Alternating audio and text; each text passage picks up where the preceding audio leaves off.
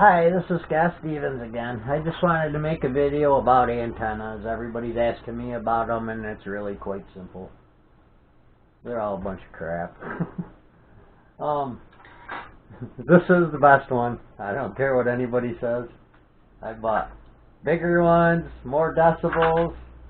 I bought regular ones. This one's a pretty good one. This one's only $8, where this one's like $10, $12.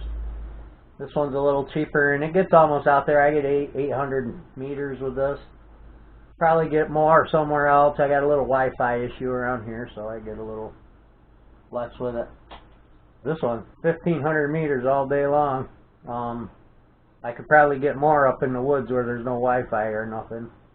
But I get 1,500 meters out of my backyard, which is amazing to me. That's just a regular, plain old banggood antenna. It comes with the kit, or you can buy it separate, whichever you want. This is actually the same antenna. I put in this for a directional finder. If I ever lose my drone, I point this to the direction and it won't come in until I'm pointed right at it. Worked perfect, so I left it that way. And then I got a different one that's the same one. But here's something I do that a lot of people don't. You might notice I got a little glue here on all of them. This one.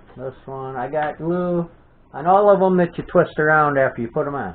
You twist them around and you break them little solder points, because this moves, or this moves separately from this, and it breaks those solder points. They don't work no more. You lose FPV.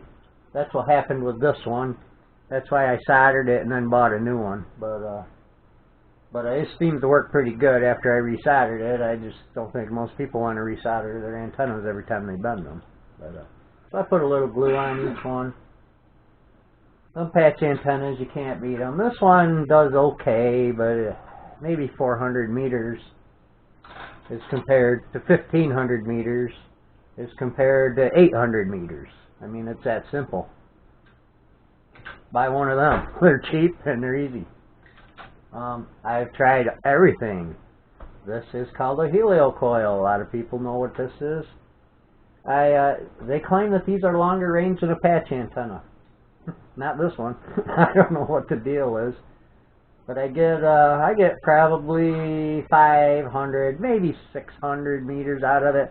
But this has to be pointed exactly at it. If you go like this much, you lose it.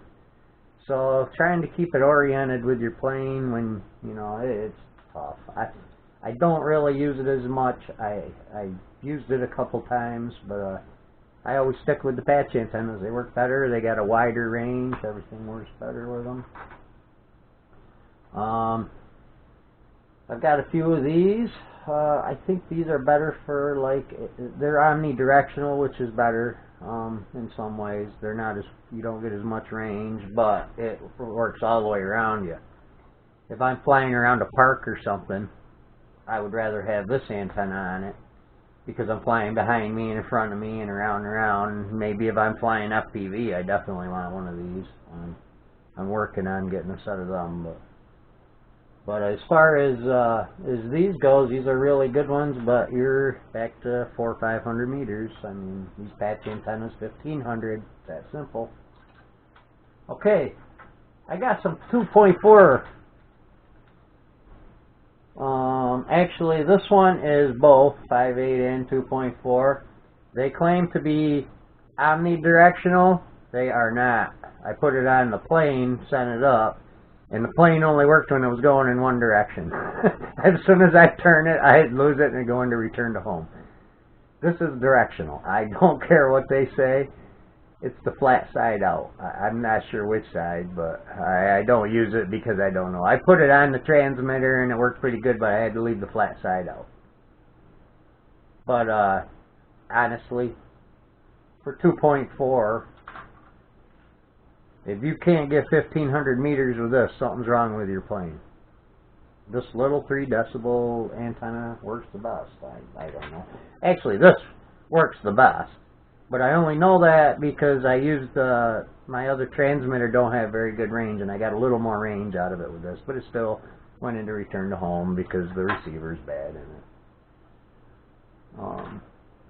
This This transmitter, of course, I can't put a 2.4 on it because they went and soldered it on me. I complain about that in about every video. I hope Hubsan gets the message.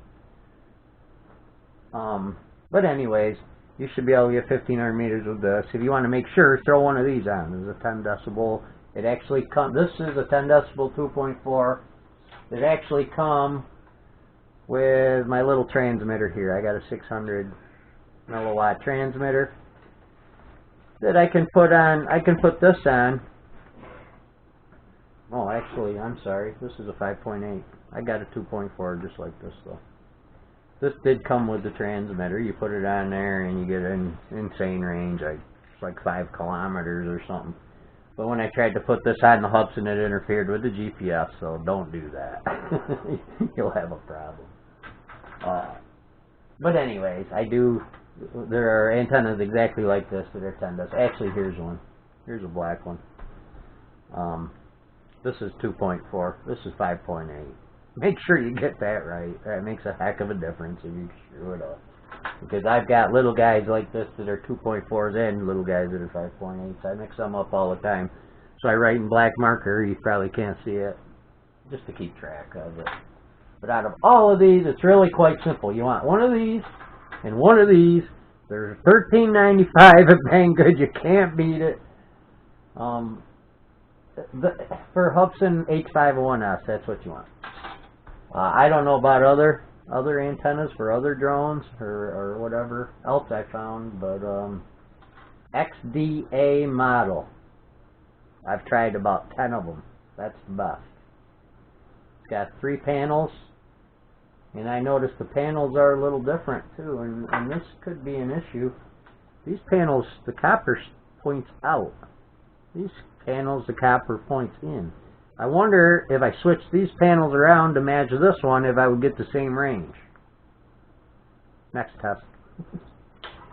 Okay, that's it. That's all I'm going to talk about. We'll see you next time.